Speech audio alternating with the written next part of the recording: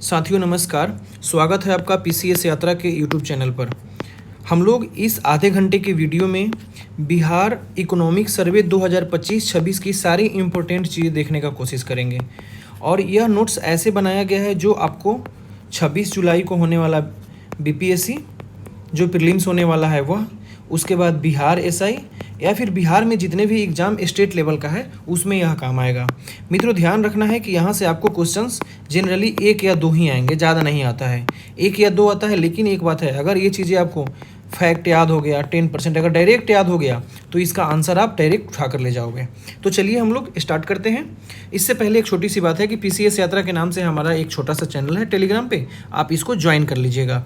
वहाँ पर आपको डेली बेस्ड पे करंट अफेयर्स प्रैक्टिस हो जाता है, बहुत सारा पीडीएफ्स मिल जाएंगे। फिर उसके बाद वहाँ पर बीपीएससी का फ्री में टेस्ट भी होता है वीकली, ठीक है। तो चलिए स्टार्ट करते हैं। पहला चैप्टर है बिहार इकोनॉमी की जो स्थिति है, कंडीशन है, उसके बारे में। सबसे पहले हम लोग देख लेते हैं कि 2025-26 जो इकोनॉमिक सर्वे हुआ था 2 फरवरी 2026 को बिहार विधानसभा में किसने प्रस्तुत किया था?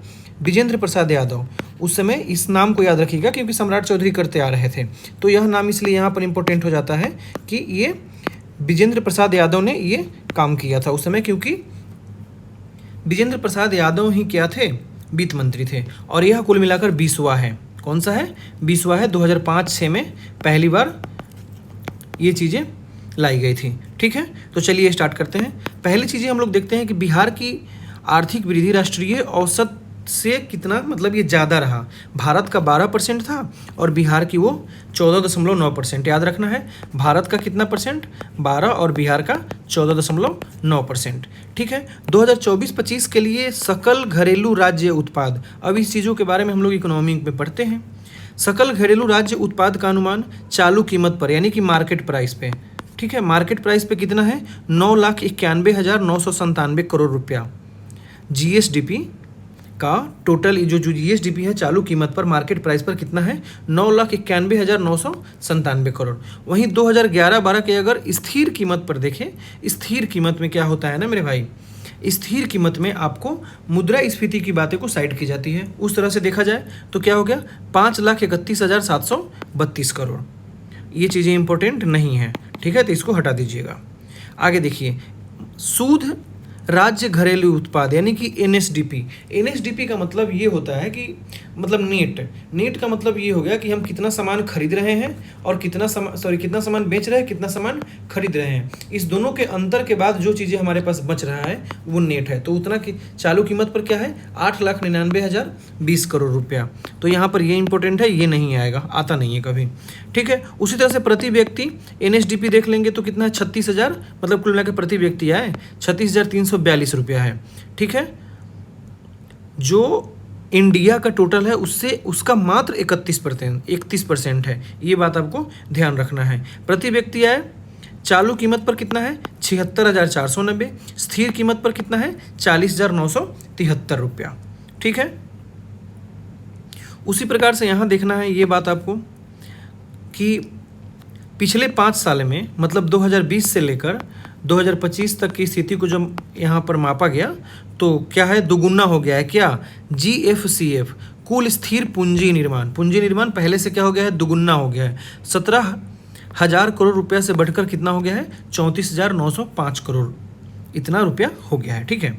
अब यहाँ पर कुछ चीज़ें देख लेते हैं कि क्षेत्रवार हिस्सेदारी क्या है। ये बहुत ही इंपॉर्टेंट है, ये आता है यहाँ से क्वेश्चन, ठीक है। तृतीय क्षेत्रक जिसको कि हम लोग सर्विस सेक्टर बोलते हैं, यहाँ है लगभग 55%। ध्यान रखना है, मोटा मोटा कितना है?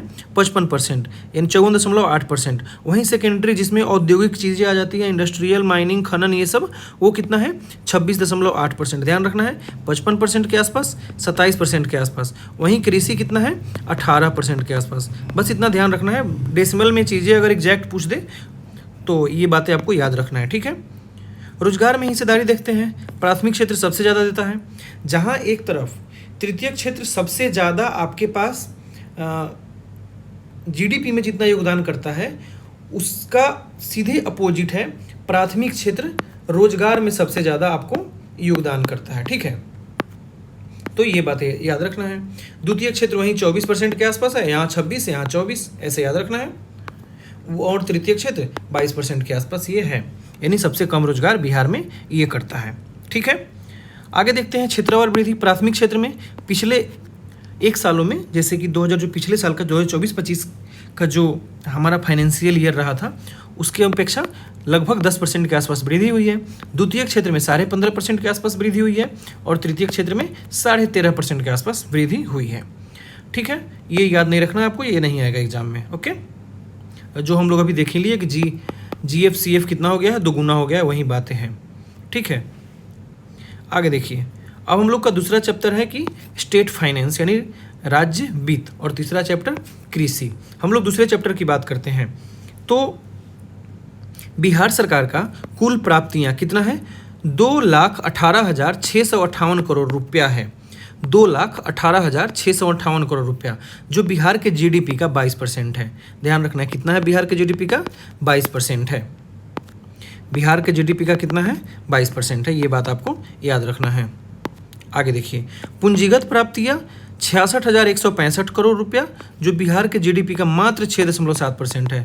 और ज़्यादा से ज़्यादा हमें यही होना चाहिए, जितना ज़्यादा पूंजीगत प्राप्तियां होती है यानी रोजगार ज़्यादा होता है। ठीक है, कुल व्यय कितना है, 2,81,939 करोड़ रुपया, जो कि GSDP का लगभग 28% के आसपास है। यह कुल व्यय है। हम कुल प्राप्त कितना कर रहे हैं, 2,18,000 कितना कर रहे हैं, 2,18,000, और वहीं व्यय कितना कर रहे हैं, 2,81,000। बस ऐसे ही याद रखना है, अब उल्टा कर देना है बस। ठीक है, तो ये 22% है और ये 28% है। और राजस्व व्यय कितना है, 2,19,015 करोड़, GSDP का 22%, लगभग उतना ही। जितना हम राजस्व प्राप्ति कर रहे हैं उतना ही राजस्व व्यय कर रहे हैं, ध्यान रखना है। जितना राजस्व प्राप्ति हो रही है, राजस्व व्यय भी ऑलमोस्ट उतना ही हो रहा है। और पूंजीगत व्यय 62,924 करोड़ रुपया, ऑलमोस्ट उतना ही है, ये 6.7% है, और ये आपका हो गया 6.3%। यानी कुल व्यय 22.3% हो रहा है। किसका, बिहार के GSDP का। और GSDP बिहार का कितना है बिहार का GSDP, अभी हम लोगों ने थोड़ी देर पहले देखा था। तो ये रहा वो डाटा आपका। ठीक है, चलिए, कुल उधारियां ये नहीं पूछेगा, ये भी नहीं पूछेगा एग्जाम में। हाँ, ये पूछ सकता है। सकल राजकोषीय घाटा 41,223 करोड़ रुपया है, जो GSDP का ऑलमोस्ट 4% के बराबर है। प्राथमिक घाटा कितना है, 21,500 करोड़ रुपया है, जो कि GSDP का 2% के बराबर है। ठीक है, आगे हम लोग राजस्व घाटा देख लेते हैं, 357 करोड़ है। राजस्व घाटा कितना है, 357 करोड़। अगला चैप्टर है हमारा एग्रीकल्चर। ये बात याद रखिएगा, ये एग्जाम में पूछता है। एग्रीकल्चर में कुल बोया गया क्षेत्रफल बिहार में कितना है, 8,207,000 हेक्टेयर। कितना है, 8,207,000 हेक्टेयर। और शुद्ध बोया गया क्षेत्रफल, ये कुल बोया गया क्षेत्रफल हो गया, और ये शुद्ध बोया गया क्षेत्रफल। शुद्ध बोया गया क्षेत्रफल में होता है मतलब नेट, जो हम उसमें से घिसना पिसना मशीन की चीज़ें ये सब अगर हटा दे, खर्च हटा दे, तो नेट निकलता है 5,411,000 हेक्टेयर। कितना, 5,411,000 हेक्टेयर। फसल की तीव्रता कितना है, 1.52। तीव्रता का डिफिनीशन एक बार देख लीजिएगा, बस इसको याद रखिए, कुछ एरिया बेस्ड पे उसका डिफिनीशन होता है। ठीक है, अब ये पिछले 5 साल में फसल का प्रतिरूप, कौन फसल कितना % उगाया गया। सबसे ज़्यादा खाद्यान्न लगभग 95%, अनाज जिसमें 89% के आसपास, और दलहन 6% के आसपास। दूध उत्पादन में पिछले सालों की अपेक्षा 4% की वृद्धि हुई है। अंडा उत्पादन में 10% की वृद्धि हुई है, और मछली उत्पादन में भी ऑलमोस्ट 10% की वृद्धि हुई है। अगर मछली क्षेत्र की बात करें तो 960,000 टन रहा है 2024-25 जो फाइनेंशियल ईयर रहा है। मधुबनी जिला में सबसे ज़्यादा मछली उत्पादन हुआ है। ठीक है, अब मत्स्य पालन के लिए बिहार सरकार की कुछ योजनाएं देख लेते हैं। क्या है, मुख्यमंत्री समेकित चौर विकास योजना, एग्जाम में पूछ देगा। चौर विकास योजना किस चीज़ के लिए है, फिशरी के लिए है। किसका है, बिहार सरकार का है। इसको आपको याद रखना है, किसका है, बिहार सरकार का है। आगे देखिए, रिवर राइनिंग कार्यक्रम किसका है, मछली के लिए है। और किसका है मेरे भाई, ये भी है आपका बिहार गवर्नमेंट का। ठीक है, जलाशय मत्स्यिकी विकास योजना किसका है, ये भी है बिहार गवर्नमेंट का। कृषि से संबंधित पहल देख लीजिए, जैविक खेती प्रोत्साहन योजना, जैविक कॉरिडोर योजना और परंपरागत कृषि विकास योजना, ये है बिहार सरकार का इनिशिएटिव।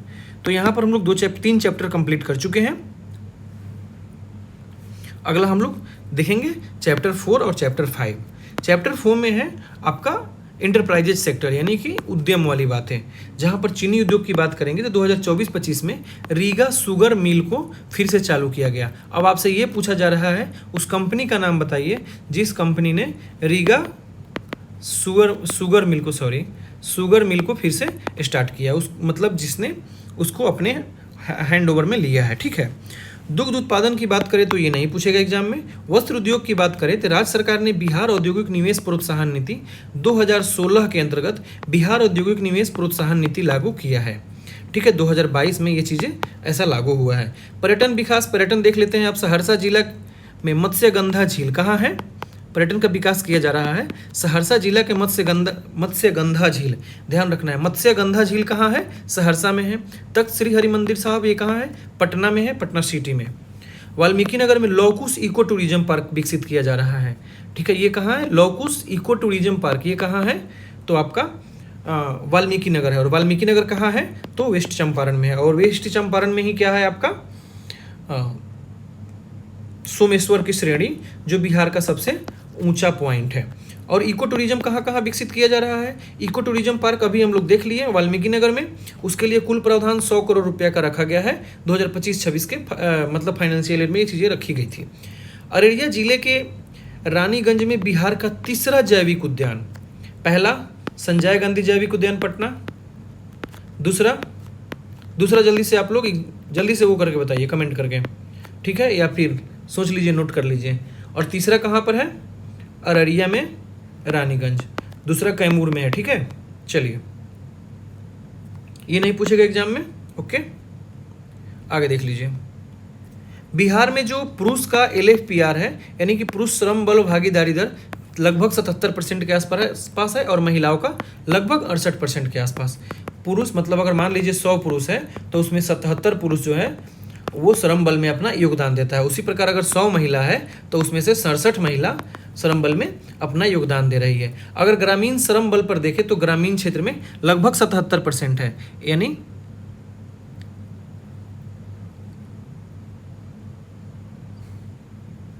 सॉरी यहाँ पर कुछ हम लोगों ने गलती देख लिया। ये श्रम बल जो है ना महिलाओं और पुरुष का नहीं है। गाँवों में 76-77% लोग श्रम बल के लिए है और शहर में 68%, ये याद रखना है। और महिला की बात करते हैं तो ये LFPR जो है, जो भारत सरकार की है LFPR, उससे लगभग 11% कम है। कितना परसेंट कम है, 11% कम है। ग्रामीण बिहार में पुरुषों की बेरोजगारी दर कितना है, 3% है, 3.3%, एकदम डेसिमल में याद रखना एग्जैक्ट, 3.3%। वहीं महिलाओं की बेरोजगारी दर मात्र 0.9%। एक बात याद रखिएगा कि एग्जाम में ये भी पूछ सकता है कि बिहार इकोनॉमिक सर्वे 2025-26 में कितने चैप्टर थे, तो 14। ठीक है, बेरोजगारी दर पुरुषों में कितना, 3%, गाँव के क्षेत्र में, और महिलाओं में 0.9% यानी कि 1% के आसपास। वहीं शहरी क्षेत्र में, शहरी बिहार में लगभग 7% पुरुष कर्मचारी और 9% महिला कर्मचारी बेरोजगार हैं। शहरों में लगभग 7% पुरुष बेरोजगार हैं, वहीं शहरों में लगभग 9% महिला बेरोजगार है। कैसे याद रखना है, देखिए, जो विलेज में है मेल एंड फीमेल, मेल में कितना परसेंट है, 3.3% की बेरोजगारी है, वहीं फीमेल में 0.9% की। वहीं अगर शहर की बात करते हैं तो मेल की कितना है, 6.9%, और जो आपकी महिला है वो 9% लगभग है बेरोजगारी दर। तो ये चीज़ें, ये डेटा एकदम इंपॉर्टेंट है। जो LFPR का भी डेटा हम लोगों ने देखा, ये डेटा बहुत ही इंपॉर्टेंट है एज वेल प्रीलिम्स के लिए प्लस मेंस के लिए, उसी तरह से एक एसे के लिए। ठीक है, ये बहुत ही इंपॉर्टेंट है। अब हम लोग अगला चैप्टर देखेंगे फिजिकल इंफ्रास्ट्रक्चर, और 7वां चैप्टर है E-गवर्नेंस। फिजिकल इंफ्रास्ट्रक्चर की बात करते हैं तो भारत के कुल सड़क नेटवर्क का 5.5% कहाँ पर है, बिहार में है। ADB मतलब कि एशियन डेवलपमेंट बैंक के सहयोग से 4,988 करोड़ रुपए की लागत से 6 लेन का बिहार न्यू गंगा पुल बनाया जा रहा है। अब आप बताओ कहाँ पर बनाया जा रहा है, यह 6 लेन का बिहार न्यू गंगा पुल बनाया जा रहा है। अब आप बताइए कि यह कहाँ बनाया जा रहा है। समझ गए कौन सा, किसके सहयोग से? एडीबी के सहयोग से 4,988 करोड़ रुपए की लागत से 6 लेन का बिहार न्यू गंगा पुल बनाया जा रहा है। आप बताइए कि यह कहाँ बनाया जा रहा है, तो ये चीज़ों को एक बार आप ये तो नोट कर लीजिए और या फिर आप बताइए, ठीक है। चलिए, एक्सप्रेसवे और राष्ट्रीय राजमार्ग का निर्माण लगातार जारी है, इसका कोई मतलब नहीं याद रखने का। पिछले एक दशक में सड़क परिवहन क्षेत्र में 13.5% की वृद्धि हुई है। वहीं अगर रेल नेटवर्क की बात करते हैं तो लगभग 5.5% का हिस्सा देश में रखता है। 5.4% रेलवे का और 5.5% रोडवे का, ठीक है। उसी प्रकार से अगर वायु परिवहन क्षेत्र की बात करें तो 20% की वृद्धि पिछले एक साल में दर्ज किया गया है, ठीक है।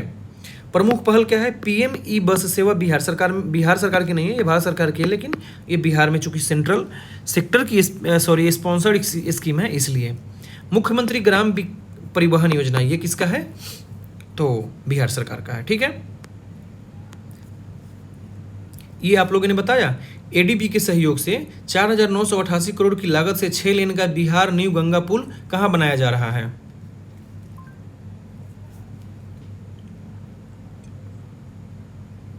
चलिए जल्दी जल्दी से देख लीजिए, शायद मेरे ख्याल से वैशाली में बनाया जा रहा है, ये चीज़ें पटना से जोड़ेगा। चलिए अगला देख लेते हैं हम लोग।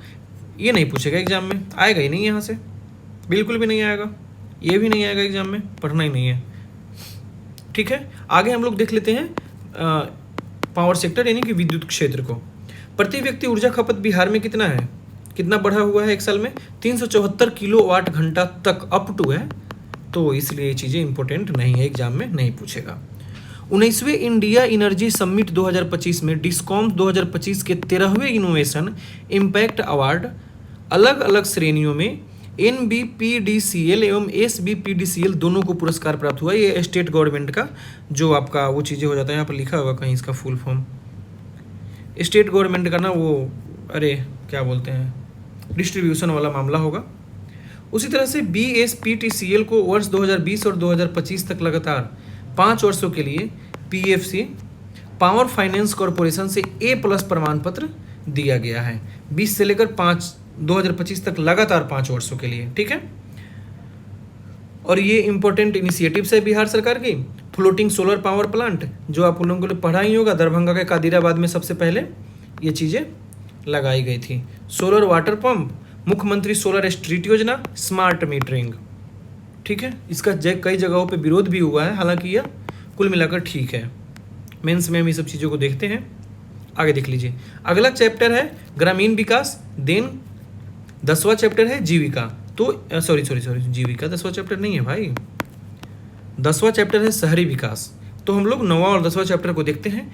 ग्रामीण विकास में कुछ नहीं है, लगभग बिहार की 90% से ज़्यादा जनसंख्या कहाँ रहता है? गाँव में रहता है, ये सबको पता है, एग्जाम में पूछेगा ही नहीं। जीविका की बात करते हैं तो बिहार में राष्ट्रीय ग्रामीण आजीविका मिशन को कार्यान्वित यह करती है जीविका दीदी, ठीक है। उसके बाद जीविका ने 1.4 करोड़ परिवारों को 11.03 लाख स्वयं सहायता समूहों में संगठित किया है। मतलब नहीं पूछेगा एग्जाम में, ये चीज़ें बदलता रहता है, ठीक है। प्रमुख पहल दीदी की रसोई इनिशिएटिव किसका है? जीविका दीदी का है। पशु सखी मॉडल, जीविका दीदी बिहार सरकार। वन स्टॉप फैसिलिटी सेंटर, जीविका दीदी बिहार सरकार। सतत जीवकोपार्जन योजना, जीविका दीदी बिहार सरकार। लोहिया स्वच्छ बिहार अभियान, बिहार सरकार, ठीक है, ठीक है। आगे देखते हैं शहरी विकास।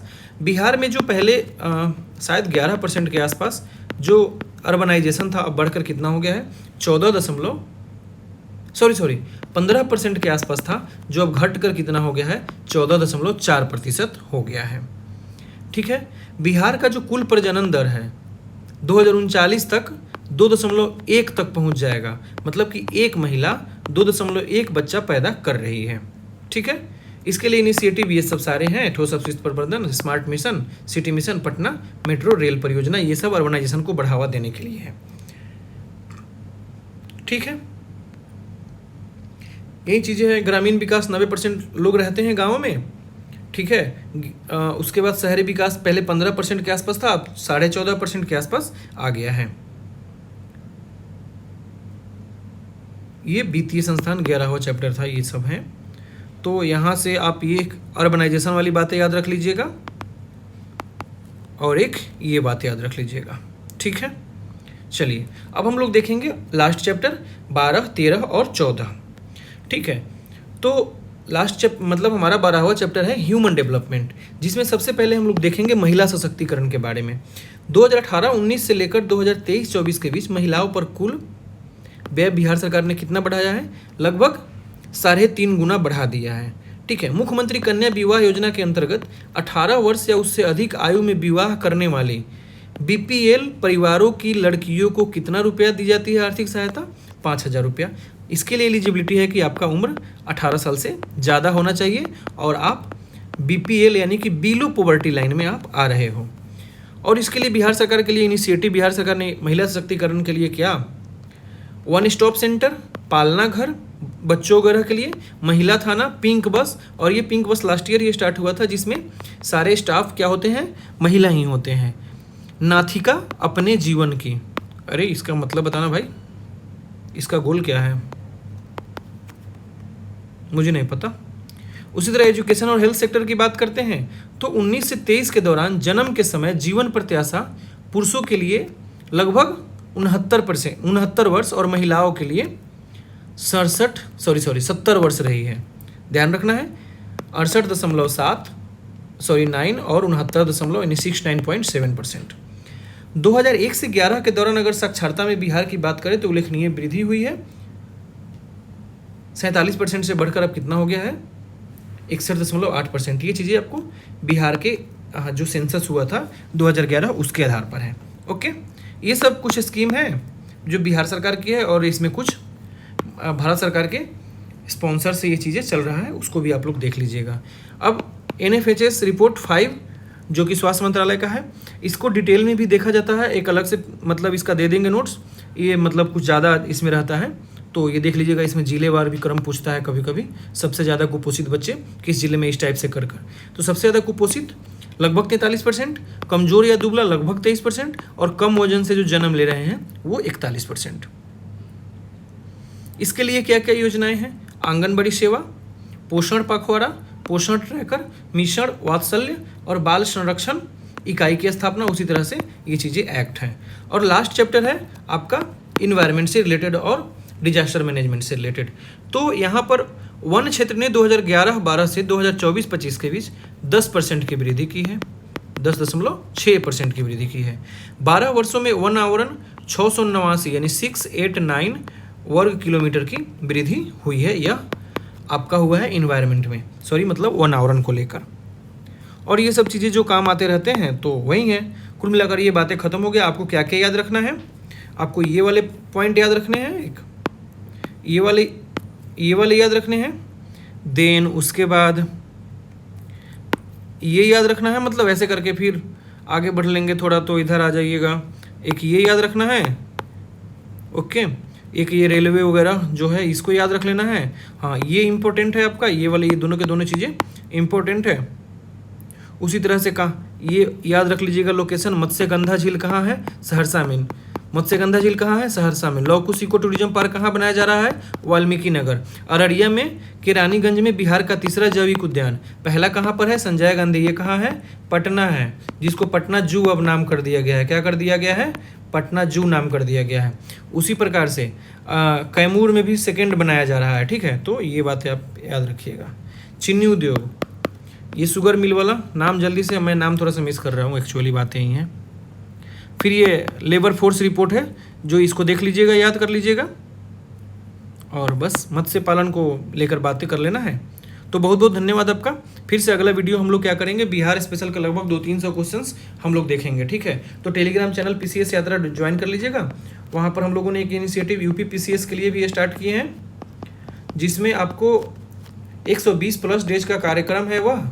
और वहाँ पर क्या किया जा रहा है, वहाँ पर हम लोग डेली 50-50 टेस्ट का क्वेश्चंस होता है, लगभग 500 ही फी है। डेली 50 क्वेश्चन होगा टेस्ट, और यह 120 दिन का होगा, 120+ डेज का। तो समझिए 6000 से लेकर 7000 क्वेश्चंस का प्रैक्टिस आपको कराया जाएगा टॉपिक वाइज, ठीक है। डेली 3 से 4 टॉपिक पर आपको 50 क्वेश्चंस दिए जाएंगे। मतलब समझिए कितना ज़्यादा आपका वो हो जाएगा, मतलब क्या बोलते हैं, प्रैक्टिस। तो आइए ज्वाइन करिए। बहुत बहुत धन्यवाद आपका, मिलते हैं अगले वीडियो में।